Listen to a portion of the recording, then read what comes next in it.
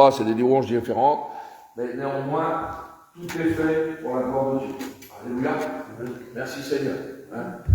Je sais que l'autre jour, quand on a eu le frère Chabrak de Côte d'Ivoire, qui est venu nous mener les chants avec son épouse, qui a fait d'ailleurs un très beau CD, je bénis le nom éternel. C'est vivant, ça bouge. Merci Seigneur. Merci Seigneur ce matin. J'aimerais partager avec vous le message de ce matin, très important, un petit récapitulatif de plein de choses. Nous allons parler, bien sûr, des fêtes de Noël ce matin. J'ai eu l'occasion d'avoir des discussions avec différentes personnes cette semaine, mais j'aimerais qu'on puisse s'engager sur un verset merveilleux que vous connaissez tous. Et nous allons pour ça aller dans l'évangile de Matthieu, chapitre 2. Alléluia, un texte que vous connaissez tous. Et j'aimerais que vous puissiez lire ce matin. Vous savez que j'aime bien faire lire, participer à l'église. Matthieu 2, versets 1 et 2. Pour celui qui est la parole du Seigneur. Matthieu 2, versets 1 et 2, ce matin. Le premier qui peut être engagé à la lecture, qui se sent libre ce matin.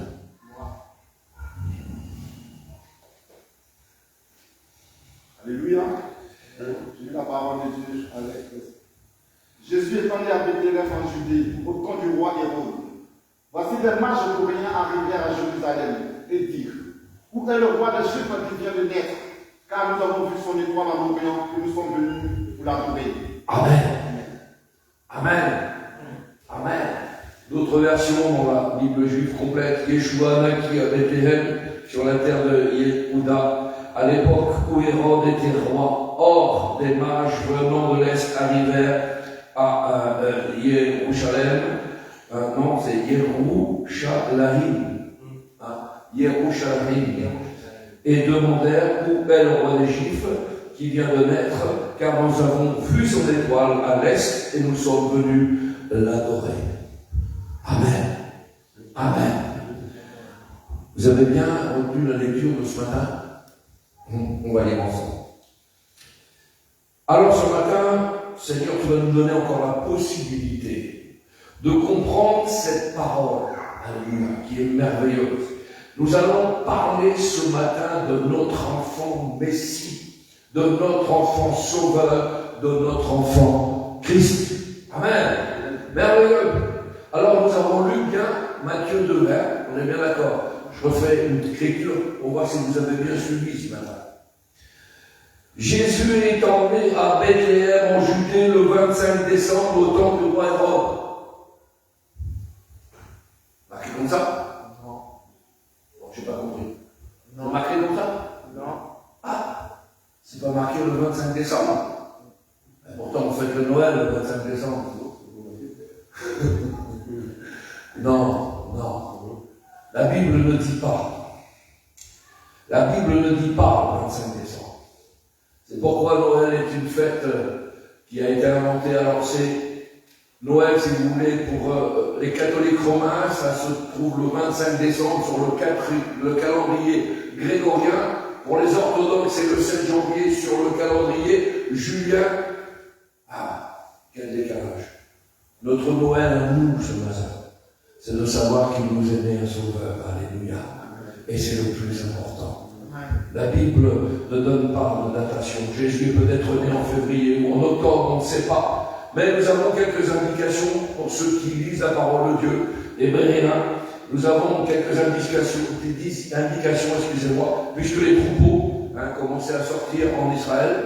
Donc c'est très important de cette glorieuse naissance. C'est ce que nous voulons retenir ce matin, notre Noël à tous les chrétiens du monde, c'est qu'il nous est né un sauveur. Un sauveur.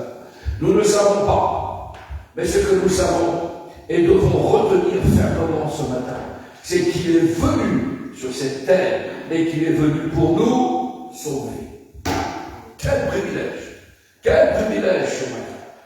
Il est né, on connaît l'endroit, Bethléem, qui signifie en hébreu la maison du pain, et également Ephrata, la fructueuse. Alléluia. Hein? C'est là qu'il est né, cet enfant merveilleux, Jésus. Cet endroit, Bethléem, est très important pour nous, chrétiens. Et depuis Jérusalem, la nuit, on peut voir Bethléem qui est à environ entre 9 et 10 km. Vous savez que j'avais dû annuler des billets d'avion, je devais aller en Israël, je n'ai pas été pour des causes, voilà, il y avait des conflits sur place, et on nous avait accompagnés, nous avait remboursé nos voyages, on avait dit, vous irez une autre fois, etc. Mais le plus important, c'est pas forcément d'aller en Israël, c'est de savoir que je vais au ciel. Amen. Amen. Amen. C'est pas parce que vous allez encore en Israël que vous allez être sauvés. Hein.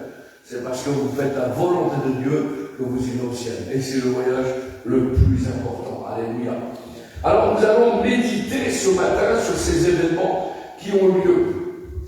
Laissez-moi vous dire qu'il y a 20 siècles qui ont changé totalement la face du monde. Cette naissance a changé totalement la face du monde.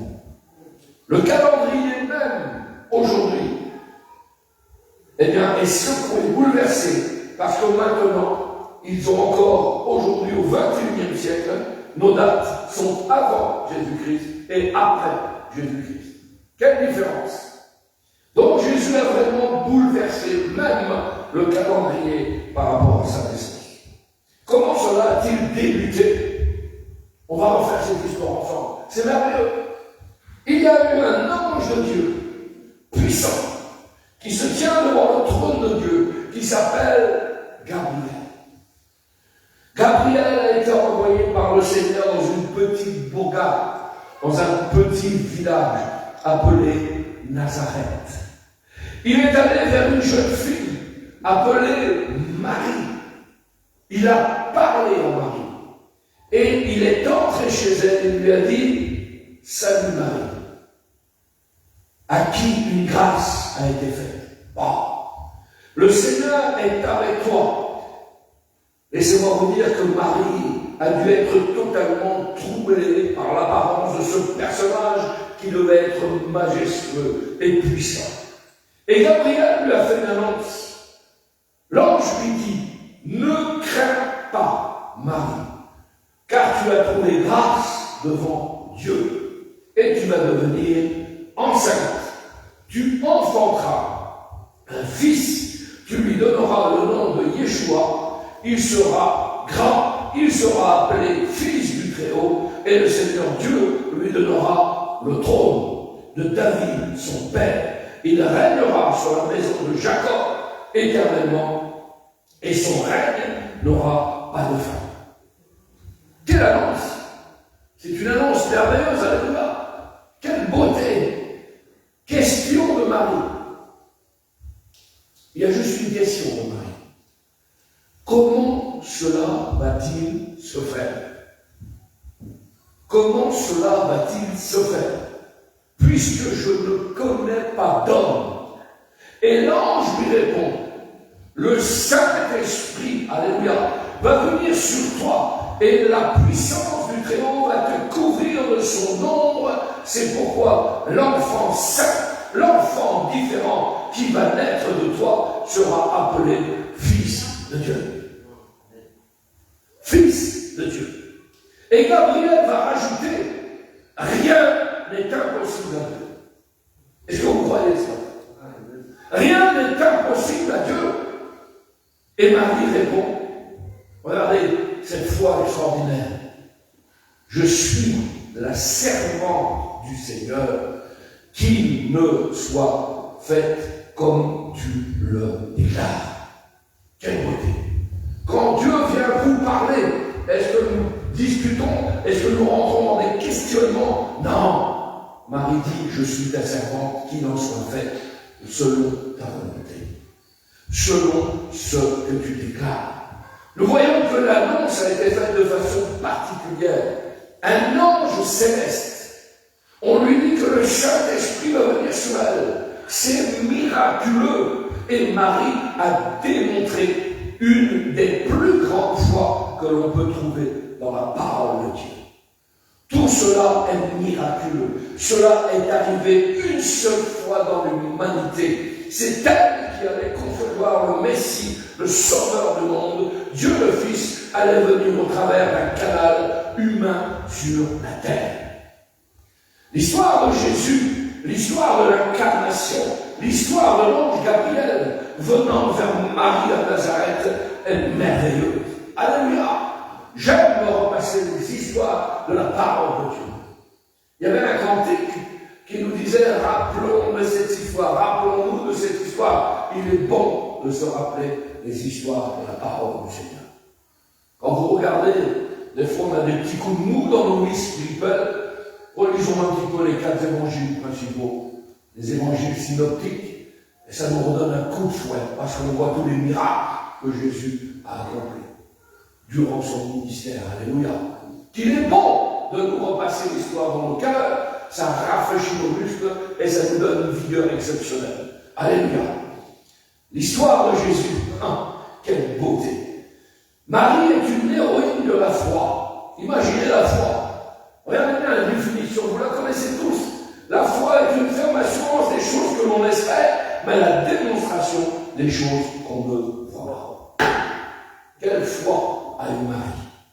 C'est une des plus grandes démonstrations de foi de toute la Bible. C'est la réponse de Marie face à l'ange Gabriel en acceptant la volonté de Dieu, quel qu'en soit le prix.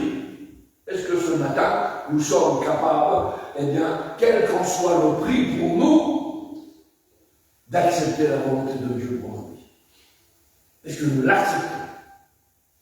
Dans l'Ancien Testament, le prophète Ésaïe a dit, ô Seigneur, si tu déchires les cieux, si tu descends, Ésaïe chapitre 64, eh bien Jésus est venu, il est descendu, il a déchiré les cieux, il est venu sous une forme que les hommes n'attendaient pas. Amen.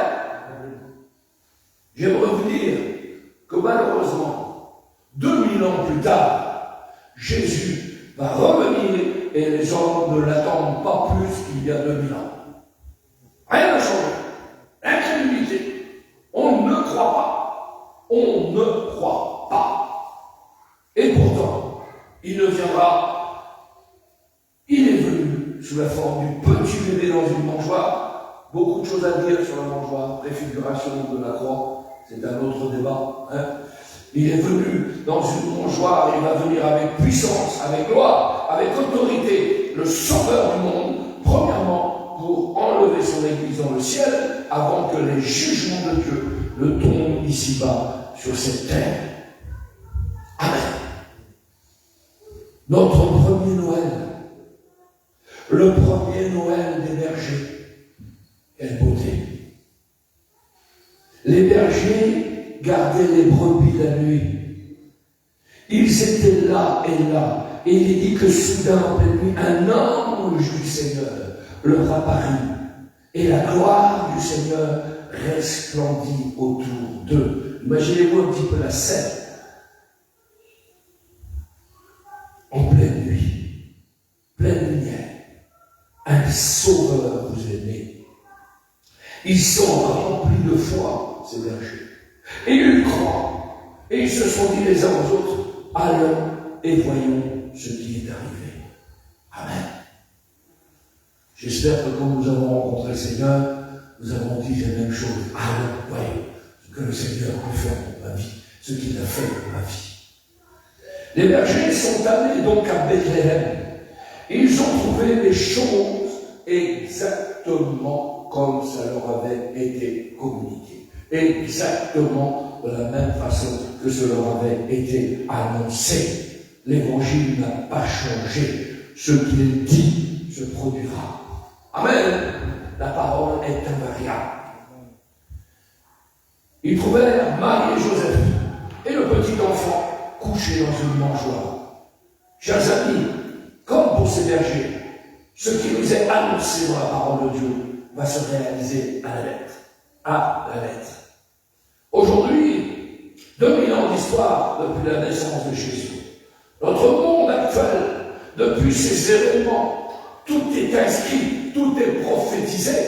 Guerre, oui, de guerre, conflit, changement de gouvernement. À un moment, argent dépensé pour la guerre, pour la famine, pour la persécution, etc., etc. C'est le monde malheureux dans lequel nous vivons. Et chacun se demande dans ce chaos, où est le prince de paix? Où est-il? Il nous est né il y a 2000 ans. Alléluia. Pourquoi ne revient-il pas? J'ai beaucoup écouté cette question-là. Il y a des gens qui disent, mais pourquoi il ne revient pas avec toute cette misère, toutes ces guerres, toutes ces choses qui se passent? Pourquoi il ne revient pas? Dans cette terre balafrée par la révolte, l'anarchie, la souffrance et la faim, pourquoi ne revient-il pas? La Bible me dit quelque chose. Il use de patience, afin qu'un plus grand nombre soit sauvé. Je voudrais répondre aussi. C'est exactement ce qu'il va faire. Il va revenir. Est-ce que vous croyez ce matin? Est-ce qu'il va revenir ce matin? C'est exactement ce qu'il va arriver. Premièrement, il va venir chercher son église. Je reviendrai et je vous prendrai avec moi. Et puis, il y aura une période de 7 ans sur la terre. Ce sera abominable. Environ un tiers des habitants de la terre vont mourir, disparaître, et la plupart descendront en enfer. C'est abominable. Le jugement qui attend cette terre à cause de la rébellion, à cause de la non-acceptation du Fils de Dieu, à cause de leur incrédulité. Dans Matthieu 24, le Seigneur a dit, comme l'éclair, un atomos, un claquement d'œil, vous avez vu? Une demi-seconde, tac, vous avez fermé l'œil, c'est fini. Un atomos, la rapidité, comme l'éclair part de l'Orient et se montre en Occident, ainsi sera la venue du Seigneur. Ainsi sera la venue du Seigneur. Regardons quelques instants vers la montagne des Oliviers, si proche à côté de Jérusalem, et se rappeler du jour où Jésus-Christ était assis sur la montagne des Oliviers. Il a parlé à ses disciples sur l'époque où il reviendrait sur la terre. Et Jésus a dit que cette époque, juste avant son retour, sera comment? Eh bien, elle serait remplie de tumulte, de soulèvement, dans un monde de guerre, de bruit de guerre, de difficultés. Les ethnies, une nation s'élèvera contre une nation. Dans le texte original, ce n'est pas une nation, hein, c'est une race. Une race contre une race, qui a un nom. Nous vivons ces moments où non. Une race contre une race.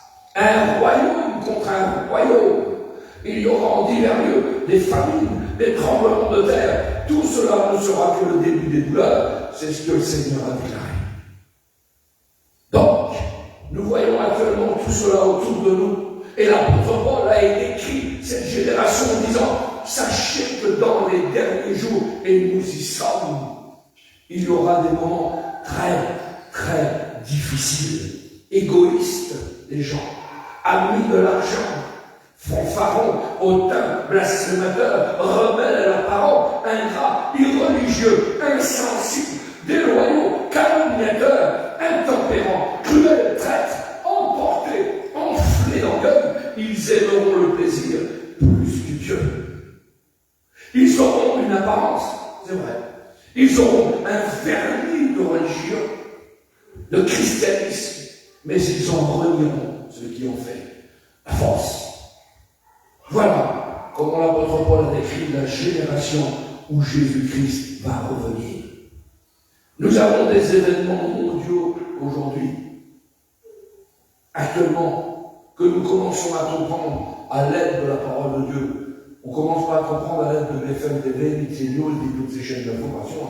On commence à comprendre par rapport à la Bible, aux écrits que le Seigneur nous a laissés. On commence à comprendre quoi? Que les grandes puissances, 4 grandes puissances, qui sont décrites dans la parole de Dieu, elles sont en train de se mettre en place. Il y a le bloc européen, comprenant même jusqu'au Canada et aux États-Unis. Il y a le bloc russe, il y a le bloc chinois et il y a le bloc, ce qu'on appellerait tous les pays arabes.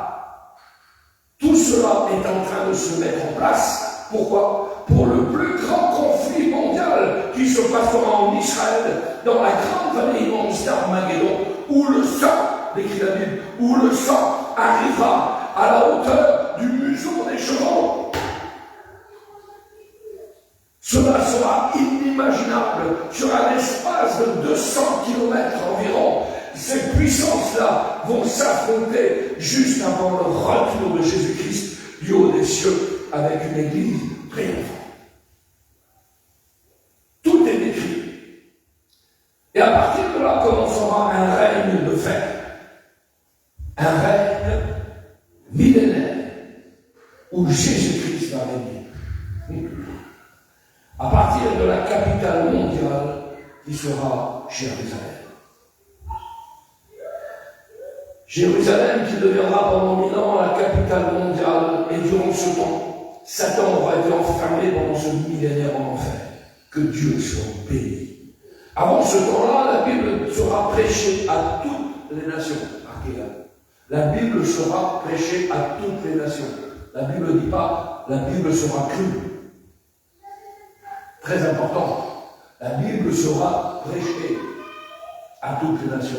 Il n'est pas dit que la Bible sera crue, mais elle sera prêchée à toutes les nations. Le Sauveur, le Messie, il est né d'une jeune fille totalement vierge. Il est mort sur le croix. Il a été enterré, il est ressuscité. Il est monté au ciel pour en venir avec gloire. Alléluia. Pasteur, quelle beauté, quelle merveille quand tu décris ces choses-là. Mais c'est une femme. Non. C'est la réalité pour nos vies. C'est la réalité pour nos vies. La parole de Dieu est la vérité. Ta parole est la vérité. Donc la joie de Noël pour nous, eh bien, elle nous vient d'une façon fraîche et nouvelle dans nos cœurs. Donc la joie de Noël pour nous, c'est que cette prophétie est en train de s'accomplir directement sous nos regards. Amen. Nous regardons vers le ciel, notre délivrance est proche. Et si nous regardons sur la terre, eh bien nous restons attachés à cette terre, et selon les événements, après l'enlèvement de l'Église, si nous n'acceptons pas la marque de la bête, vous serez décapités. Marquez-le. Alors, la question vous est posée ce matin, est-ce que vous préférez être enlevé ou avoir la tête coupée? C'est ça? Vous préférez être enlevé, non? Amen. Amen. Gloire à Dieu. Jésus-Christ a averti. Il a averti que les croyants souffriraient la persécution, comme ils n'ont jamais connu auparavant. Il a dit, vous serez haïs de tous à cause de mon nom. Et quel est ce nom? Le nom de Jésus. Gloire à Dieu. Les religions du monde aiment parler de Dieu. Les religions du monde aiment parler du Dieu ceci, du Dieu cela, écuménisme, tout cela, tout le monde est beau, tout le monde est gentil, c'est merveilleux. Mais nous parlons de Jésus. Alléluia. Quelle différence! Jésus est Dieu, Jésus est le Créateur, il est un Dieu tout-puissant, il l'a créé par sa parole. Un mot du Seigneur, la chose existe. L'homme crée avec du matériel. On n'est pas capable de créer tout seul. Il faut quelque chose pour créer. Mais Dieu, une seule parole, crée à partir de rien. C'est ce qu'on appelle dans ce mot extraordinaire, ex nihilo, à partir de zéro. À partir de zéro, il crée à partir de rien. Dieu parle et ce qu'il déclare arrive. Amen. C'est incompréhensible pour nous, mais Dieu parle et la chose arrive. Haï de toutes les nations à cause de mon nom. Et il n'y a que Jésus qui sauve. Il n'y a qu'un sauveur qui est né d'une jeune fille pure il y a 2000 ans à Bethléem. Amen. On se rappelle ça. On sert ces choses-là dans nos cœurs. Mohamed est venu. Il n'a sauvé personne. Bouddha est venu. Il n'a sauvé personne. Mais le Dieu que je sers est venu. Il est mort, il est ressuscité, et aujourd'hui il est avec nous pour l'éternité. Jusqu'à la fin du monde, il sera avec nous. Alléluia. Merci Seigneur. Aujourd'hui, prions que Dieu nous donne la grâce de vivre fidèlement envers lui quel que soit le prix que nous pourrions être appelés à payer. Et là, j'aimerais qu'on fasse une lecture ensemble, s'il vous plaît. Nous allons aller dans l'évangile de 1 Pierre. 1 Pierre, chapitre 4, verset 12. 1 Pierre, chapitre 4, verset 12. Regardez bien ce qu'il est marqué. Et j'aimerais que mon frère Francis puisse prendre la parole et lire cette lecture. Regardez bien. L'apôtre Pierre, ce qu'il a déclaré, ne soyons pas surpris. Aujourd'hui, on est surpris de certaines choses, mais la Bible dit ne soyons pas surpris. 1 Pierre, chapitre 4, verset 12, jusqu'au verset 14, y compris. Bien-aimés. Mais bien-aimés, ne trouvez pas étrange d'être dans la fournaise de l'épreuve, comme s'il vous arrivait quelque chose d'extraordinaire. Réjouissez-vous au contraire de la part que vous avez aux souffrances de Christ, afin que vous soyez aussi dans la joie et dans l'allégresse lorsque sa gloire apparaîtra. Si vous êtes outragés pour le nom de Christ, vous êtes heureux parce que l'Esprit de gloire, l'Esprit de Dieu repose sur vous. Amen. Est-ce que l'Esprit de Dieu repose sur nous? Nous sommes outragés à cause de son nom, mais peu importe. Nous sommes avec lui. Alléluia. Et il est avec nous. Quel encouragement! Quel encouragement! Ne soyons point étonnés. Aujourd'hui, j'ai beaucoup de coups de téléphone dans la semaine, dans la journée, où on me dit ah, pasteur, je passe par ça, je ne comprends pas tout. Oui, il y a des choses incompréhensibles. Mais réjouissez-vous de souffrir pour le nom de Jésus. Alléluia. Réjouissez-vous de souffrir pour le nom de Jésus. Ça pense à bon, on va se réjouir de souffrir. Oui, si on vous a prêché un autre évangile de grâce, Jésus pardonne, Jésus t'aime, Jésus fait ceci, gloire à Dieu, c'est une vérité.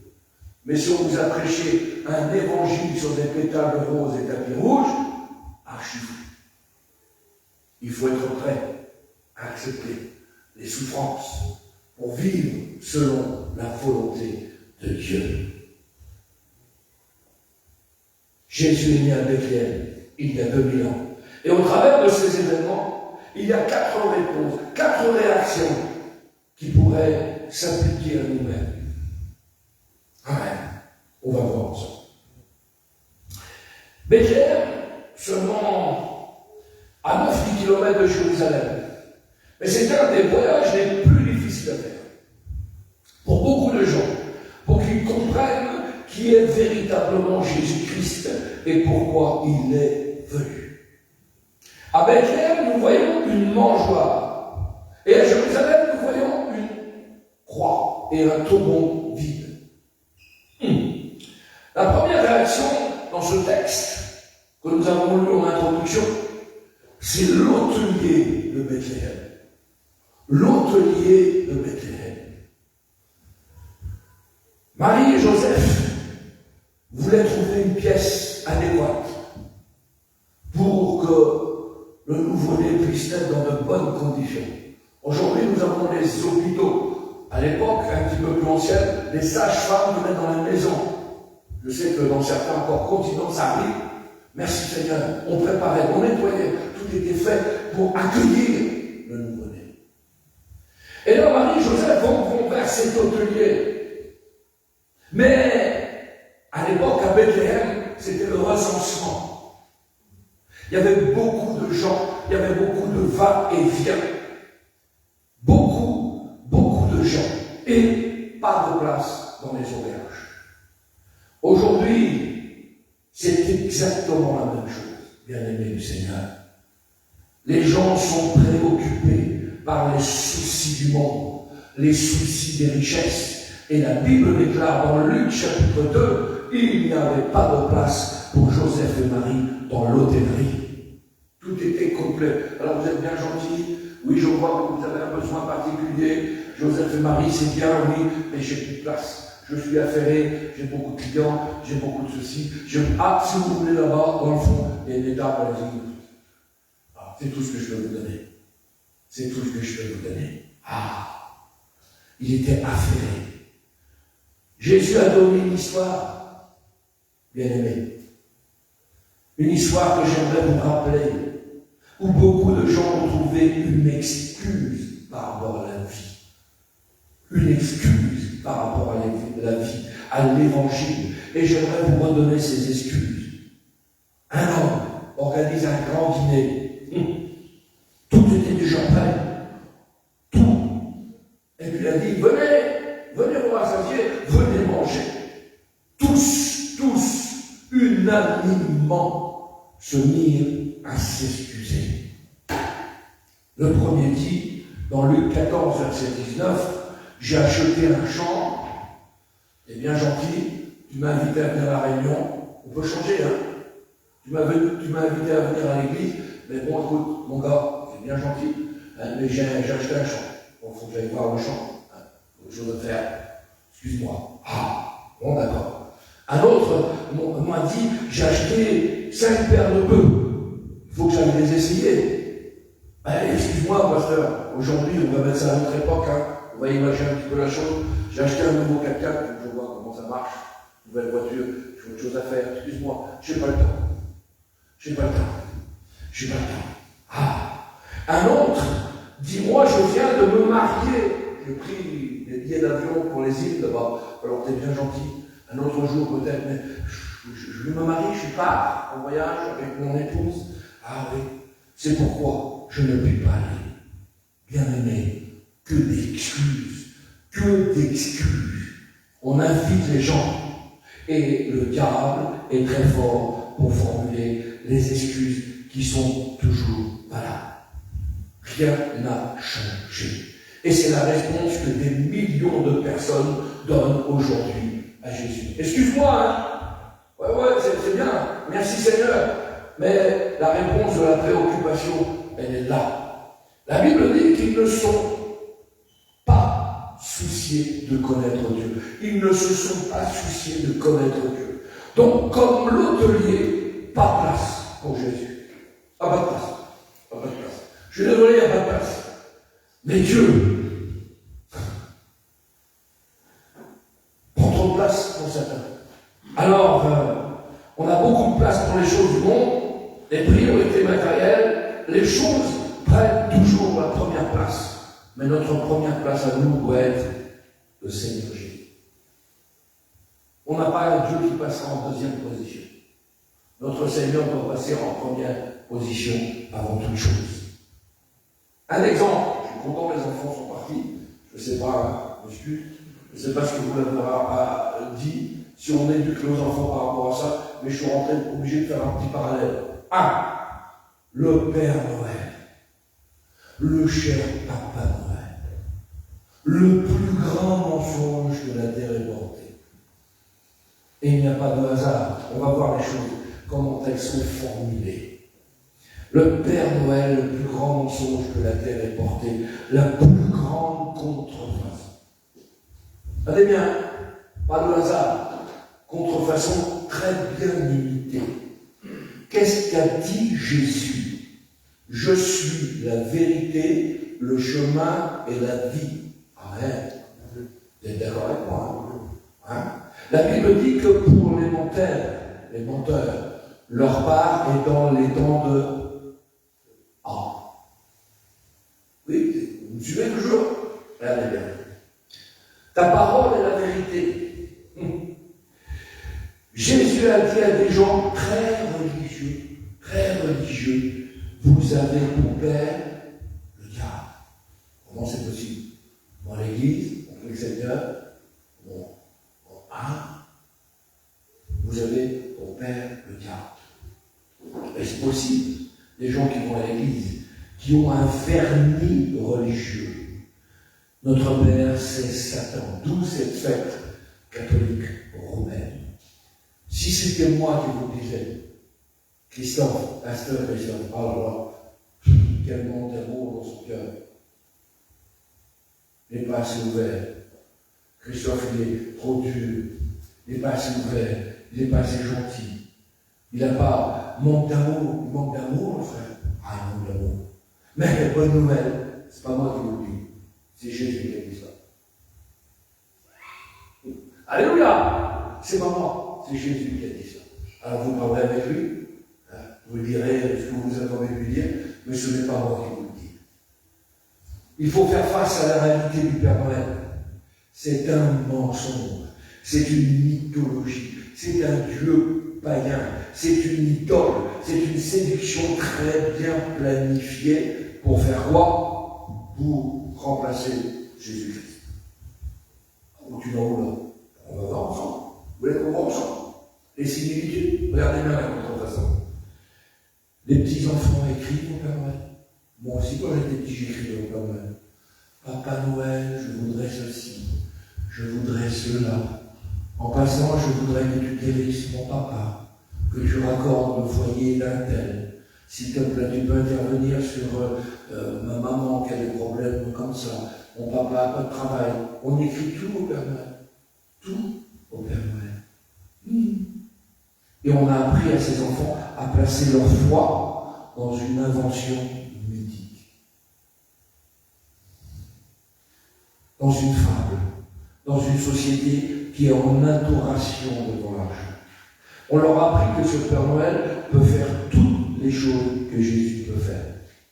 Ah oui. Puis en plus, quel avantage, ce qui est merveilleux avec le Père Noël, c'est que vous n'avez pas besoin de croire ni à l'enfer et ni au jugement. C'est formidable. C'est formidable. Jésus a dit qu'il a déjà existé de toute éternité. Il était là au commencement. Amen. Donc la question qu'on peut se poser et que posent souvent les petits enfants, quand est-ce que le Père Noël est né? Vous avez la réponse. Ben, il a toujours existé. C'est ce qu'on leur dit, non? Il a toujours existé. Ah d'accord. Est-ce que le Père Noël va mourir un jour? Ah ben non, il ne peut pas mourir, le Papa Noël. Il ne peut pas mourir. Il ne peut même pas vieillir, il est vieux déjà. Il ne peut pas mourir, il ne peut pas vieillir. Jamais. C'est impensable. Allez demander à un petit enfant, je regarde dans les magasins, on a été faire un petit peu de magasin hier après-midi, allez demander à un petit enfant au magasin au mois de décembre de vendre des jouets ou ce que vous voulez. Allez lui demander à ce petit enfant qu'est-ce qu'il voit tout le temps et qui croit à 100%. Il va vous répondre, monsieur, c'est Père Noël. On a fait du Père Noël un omniscient. Quelle erreur! Il voit tous les enfants du monde en même temps, c'est pour ça.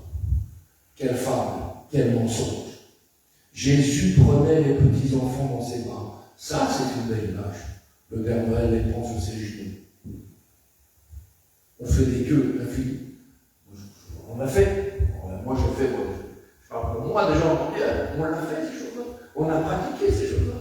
Et puis après, avec le temps, eh bien, il faut faire attention quand on devient chrétien à toutes ces choses. On a fait la queue. Et cet imposteur de Père Noël, il prend ses enfants sur ses genoux, il remplace Jésus. C'est un mensonge. Un mensonge. La Bible dit tous sont péchés. Ah, le Père Noël ne peut pas pécher. Il ne fait aucun mal, le Père Noël. Il est gentil, le Père Noël. Ah bon? Ouais. Il ne peut pas mourir, il ne peut pas être malade, il ne peut pas vieillir. Le Père Noël marche au travers des murs, on est d'accord? Même si les maisons n'ont pas de cheminée, allez, hop, le Père Noël il passe à travers le mur. Ah bon? Ah oui, même dans les maisons. Ah d'accord. Jésus dans la Bible, les portes étant fermées, Jésus se présentant au milieu d'eux. Tiens donc, quelle imitation. Commencez à comprendre que c'est pas un hasard. Amen. Le Père Noël n'a aucun problème pour voler dans les airs avec ses reines. C'est comme ça qu'on représente. Qu'est-ce que la Bible dit? Jésus fut élevé pendant que les apôtres le regardaient et un nuage les déroba à leurs yeux. Quelle bonté. Il prend la place de mon sauveur. C'est un imposteur, c'est un mensonge, c'est un homme envoyé par Satan et c'est une idole. C'est dur. Vous allez découvrir après, je vous laisse vous arranger avec vos enfants. Quelle beauté, quelle beauté. Le Père Noël n'est pas blond. Non, il n'est pas brun, il n'est pas roux. D'accord? Ah oui. il usurpe la place de l'ancien des jours. L'ancien des jours. Quand Daniel a vu le grand Dieu éternel dans la gloire, il a dit ses cheveux étaient blancs comme de la neige. Quand Jean, dans l'Apocalypse, a vu Jésus-Christ ressuscité dans toute sa gloire, il a vu les cheveux blancs comme de la neige. Les vêtements du Père Noël, les couleurs sont. Sont de quelle couleur les vêtements du Père Noël? Sont rouges. Ah bon, d'accord. Dans la Bible, Ésaïe 63, pourquoi tes habits sont-ils rouges comme les vêtements de celui qui foule dans la cuve? Canon. Lorsqu'il va revenir avec nous au-dessus d'Armageddon, dans Apocalypse 19, il est dit que Jésus avait été revêtu d'un vêtement teint de sang, couleur rouge. Comprenez un petit peu l'imitation et la contrefaçon. Toutes ces choses, mes frères, toutes ces choses, mes sœurs, ne sont pas un hasard, ne sont pas une coïncidence. D'abord, du Père Noël, Jésus, ça va, il est dit dans Ésaïe 50, je livre mes joues à ceux qui arrachent ma barbe. Il est riche, ah oui. Il amène tous les cadeaux avec lui, tous les trésors qu'il apporte. Mais la Bible dit que notre trésor à nous est dans le ciel. Alléluia. Alléluia. La Bible dit, tu n'auras point d'autre Dieu devant ma face. Tu ne te feras pas d'image taillée. Josué a dit, ôtez donc les dieux étrangers qui sont au milieu de vous et tournez votre cœur vers l'Éternel, le Dieu d'Israël. Alléluia. La Bible dit qu'à la fin des temps, puisque c'est une femme, bien évidemment, vous avez compris, c'est une femme, la parole de Dieu pour certains. C'est une histoire qui est merveilleuse, mais ça n'existe pas. À la fin des temps, la Bible dit, détourneront l'oreille de la vérité et ils se tourneront vers des femmes. Vers des femmes. Faisons bien attention. Le Seigneur nous met en garde. Et Pierre a dit, ce n'est pas en effet en suivant des fables habilement conçues, imaginez-vous, il y a du travail derrière ces fables-là, habilement conçues, ça veut dire avec habileté, avec ruse, avec malice, avec ingéniosité, ces fables habilement conçues, ce n'est pas en suivant ces fables habilement conçues que nous allons faire connaître la puissance de Jésus. Quelle bonté! Moi, je préfère faire connaître la puissance de Jésus. Même si c'est mon temps, alléluia. La fête de Noël est une fête diabolique dans le monde. Mais pour nous, alléluia, pour nous, c'est une fête chrétienne. Nous fêtons Jésus et sa naissance et nous n'avons aucune honte de cela. Nous ne voulons d'aucune façon nous associer au Père Noël. Amen. J'avais apporté l'année dernière un enseignement sur le sapin. Je vais vous épargner ça. Ça aussi, j'ai confondu. Alléluia. Alors, on le fait.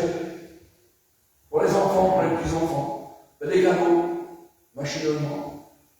Mais c'est pas interdit de faire des cadeaux. C'est parce que je suis en train de vous dire, ne tombez pas dans l'excessif. Mais par contre, expliquez tout. Expliquez la réalité des choses. Pour Noël, pour nous, c'est un moment familial. On fait une table avec nos bien-aimés. Et durant cette table, on veut se remémorer qu'un jour, un sauveur nous est né. C'est ce que nous devons expliquer à notre entourage. Le deuxième point, je ne vais peut-être pas aller jusqu'au bout parce que ça serait trop long. J'ai pris beaucoup de notes. Ce sont les mages. Les mages. Ils sont venus d'Orient. Ils ont pris le temps. Ils ont cru. Ils sont venus pour l'adorer. Quelle beauté. Adorer un bébé. Et ils ont amené des cadeaux dignes de l'or. C'est le roi des métaux pour un enfant roi. Quelle beauté. C'est un cadeau pour Jésus, le roi des hommes. De l'encens. Et ça, c'est beau. Vous savez que tous ces cadeaux ont une signification particulière, mais on va passer assez vite. De l'encens. Un cadeau pour un sacrificateur.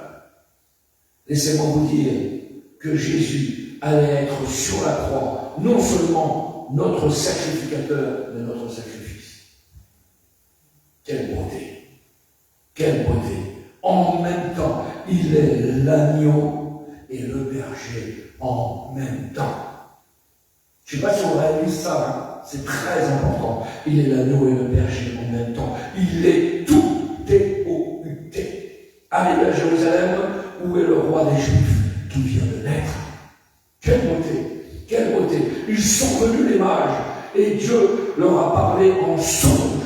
Imaginez-vous, il leur a parlé en songe. Il leur dit surtout, après ce que vous avez vu, ne retournez pas à Jérusalem. Qu'est-ce que c'est beau quand on écoute le Seigneur? Est-ce que vous écoutez les ordres du Seigneur?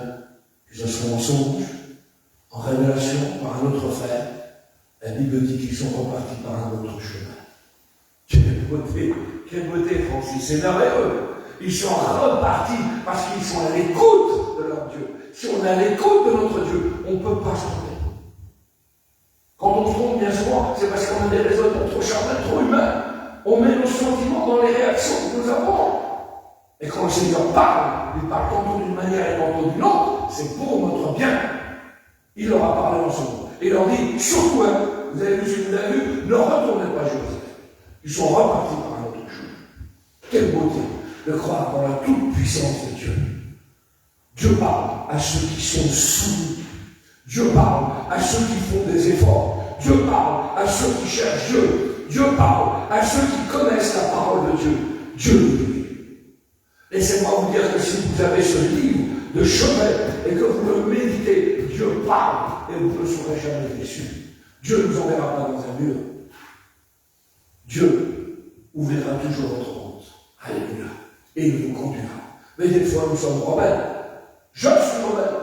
J'ai voulu faire un maquette pour certaines choses, pour certaines prises de décision. On voit qu'au bout d'un certain temps, ça ne fonctionne pas. Seigneur, pourquoi? Pourquoi? Je t'ai pas écouté. Tout simplement. Il n'y a pas de pourquoi. Je n'ai pas compris ce que tu as voulu me dire. Alors je reviens. On a toujours possibilité de revenir à notre point de départ, parce qu'on a un Dieu d'amour. Alléluia. On peut repartir dans un autre sens. Le sens que Dieu veut. La Bible dit qu'il a préparé des œuvres d'avance pour chacun d'entre nous. Alléluia! Il sait ce que nous allons faire demain. Nous ne le savons pas. Quand il parle à Gédéon, va avec la force que tu as, vaillant héros. Ah ouais, vaillant héros. Il est caché, planqué derrière le dos. Dans la presse parabélique, il est caché là, Gédéon. Il se planque, c'est un lâche. Et Dieu vient en personne. Non, c'est l'Éternel vient lui dire, va avec la force que tu as, vaillant héros. Et vaillant héros à ce moment-là, pas possible. Je suis caché. Pourquoi? Dieu sait déjà ce qu'il fera avec Gédéon demain. Lui-même ne le sait pas. Dieu sait ce qu'il va faire avec chacun d'entre nous demain. Nous ne le savons pas. Nous ne le soupçonnons pas. Mais nous voulons être à l'écoute de Dieu. Et si nous sommes à l'écoute de Dieu, Dieu sait ce qu'il va faire avec toi demain. Dieu sait ce qui va se passer dans l'église. Après-demain, je ne sais pas. Je laisse Dieu agir. Et c'est Dieu qui conduit toutes choses. Il y a des gens qui vont s'engager, je ne les connais pas. Et Dieu les connaît. Merveilleux. C'est merveilleux. Et tout ça, c'est pour l'homme. Et quand bien souvent on met notre patouille à nous, ça ne fonctionne pas. Parce qu'on veut mettre notre veto. Oh, t'es sûr qu'il va être appelé celui-là? Est-ce que tu sais qu'il peut chanter celui-là? Est-ce que tu es sûr qu'il peut prier celui-là? Est-ce que tu sais qu'il peut mener la louange? Mon ressenti humain, ma psychologie humaine, zéro. Zéro. Je me place devant Dieu. Est-ce que tu crois qu'on peut faire quelque chose, Seigneur? Que si tu me l'as envoyé, c'est bien parce qu'il y a raison. Ah, Seigneur, va faire oui. Ouais. C'est mon enfant. C'est un instrument utile. Laisse-le. Amen. Amen. C'est comme ça qu'on doit écouter la voix de Dieu. Amen. Le psaume 32, verset 8, il dit, je t'instruirai, je te montrerai la voie que tu dois suivre. Quelle beauté. Ah bon? Oui, je ne sais pas des fois où aller, mais lui, il dit, je te montrerai la voie que tu dois suivre. Les mages ont été avertis divinement. Divinement. Vous savez qui c'est qui a été averti divinement dans la parole de Dieu? Un homme extraordinaire. Parce que c'est important le mot divinement averti. il n'est pas si souvent fréquent dans la parole de Dieu. Ça me fait penser à quelqu'un qui a été aussi divinement averti. Noé a été divinement averti. C'était incomprenable pour les gens du dehors. On est dans le désert, on est dans la sécheresse, et puis tu dis qu'il va y avoir un déluge, il faut que je fabrique un bateau. Divinement averti. On ne voit ni Noé, ni sa femme, ni ses enfants qui contestent. Mais on voit la femme qui communique aux enfants. Dieu a parlé à papa. Il va se passer ça. Les enfants ne bronchent pas. La femme ne bronche pas. Tiens, la marteau des clous, ma chérie, et on y va. Et on travaille pour Dieu. Et on travaille pour Dieu. Il est bon d'être divinement averti. Et quand nous sommes divinement avertis, nous avons cette ferme assurance que le Seigneur veut quelque chose de particulier de nous. Et ce qu'il veut de nous va se réaliser. Alléluia! Merci Seigneur, merci Seigneur. Oh! Alors, je voudrais aussi, et je vais passer là-dessus, la troisième réaction, c'était Hérode, bien sûr. Hérode, ces 4 petits points. Je résume. Le fameux Hérode, fils de Caïn, un meurtrier. Un meurtrier. Imaginez-vous le plus grand massacre qu'il y a eu dans cette époque. Il est rentré dans une grande colère. Il fit tuer tous les enfants de 2 ans et en dessous de 2 ans dans toute la région de Bethléem. Pourquoi? Parce qu'il était jaloux, enragé, fils de Satan. Enragé. Faire tuer les enfants de 2 ans et de moins. Dans toute la région. Enragé. Mais c'était la descendance d'un meurtrier. Il est bon de lire la généalogie dans la parole de Dieu. Alléluia. Et puis le 4e point merveilleux, c'était Siméon. Je vous invite à relire ce que la naissance de Jésus, c'est merveilleux. Siméon. Imaginez-vous que Siméon, dans ce vieil âge, le Seigneur avait parlé à son cœur. Et il lui a dit, je ne te permettrai pas de mourir sans avoir vu le Messie, le bébé Messie, le bébé sauveur. Et un jour, après la naissance de Jésus, Marie et Joseph passent avec l'enfant et ils vont vers Siméon. Le Saint-Esprit parle dans le cœur de Siméon et lui dit, voici le Messie, celui que je t'avais dit que tu verrais, il est là.